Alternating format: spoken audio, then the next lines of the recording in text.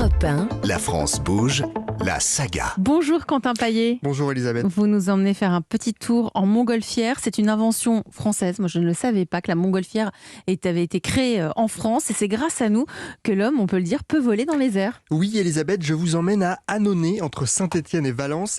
C'est là-bas que les frères Montgolfier, en 1782, font voler pour la première fois leur montgolfière. Et c'est un peu moins de 200 ans plus tard, dans les années 1970, que Maurice Chaise crée les ballons-chaises. À l'origine, Maurice, il est maître voilier, il fabrique des voiles de bateaux à Saint-Étienne. Mais dans les années 70, c'est le renouveau des montgolfières. Un pilote a besoin de faire réparer son ballon. Ça tombe bien, les voiles de bateau et les tissus des ballons, c'est à peu près la même chose. Alors Maurice Chaise s'improvise fabricant de ballons de montgolfière. On va entendre Violaine Cléier-Marel, elle est la co-dirigeante des ballons-chaises.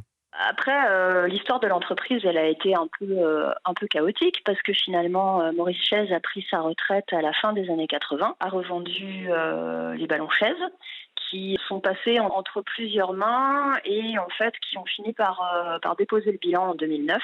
Et la société avait totalement disparu et c'est mon mari qui a décidé de la remonter en 2013. Mon mari étant le petit-fils de Maurice Chaise. Ce qu'on appelle un ballon, c'est un ensemble, Quentin, la voile, la nacelle et le brûleur. Oui, et Ballon-Chaise produit tout de A à Z. L'entrée de gamme chez Ballon-Chaise, c'est un ballon standard de 1800 mètres cubes dont la nacelle peut accueillir 2 personnes.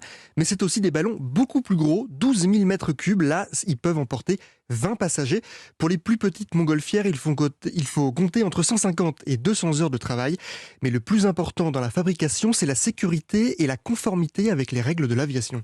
La montgolfière, c'est pas très compliqué à fabriquer, c'est du tissu, c'est de la couture. Et après, par contre, ce qui est plus difficile, c'est que c'est un engin volant.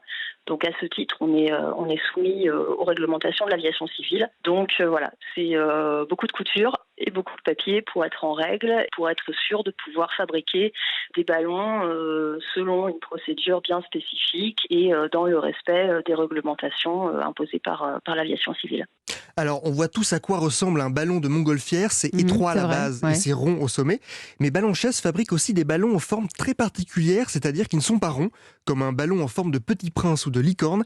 En tout, l'entreprise produit une vingtaine de ballons par an. Mais seul fabricant français de montgolfière, Quentin, il y a une raison à ça? Pourquoi nous sommes les seuls? Il y a une raison, et enfin, il y en a même plusieurs. C'est effectivement un marché niche, mais c'est surtout que, étant donné qu'on est soumis à la DGAC pour l'obtention de nos agréments de conception et de fabrication, c'est vraiment très compliqué en fait d'être fabricant de montgolfière, ce qui fait qu'on est si peu aujourd'hui parce qu'il ne s'agit pas simplement d'assembler un ballon, il faut avoir les agréments. On est audité plusieurs fois par an. En termes d'administratif, c'est extrêmement lourd et je pense que plusieurs petits ateliers qui seraient tout à fait en capacité de construire des montgolfières ne le font pas parce que derrière il y a toute cette machine administrative qui fait que par la force des choses on est un peu limité. Alors tiens, si avec toute l'équipe de la France Bouge, on a envie d'acheter un ballon, ça coûte combien? Une coquette somme, Elisabeth. Pour un ballon standard, il faut compter 50 000 € tout de même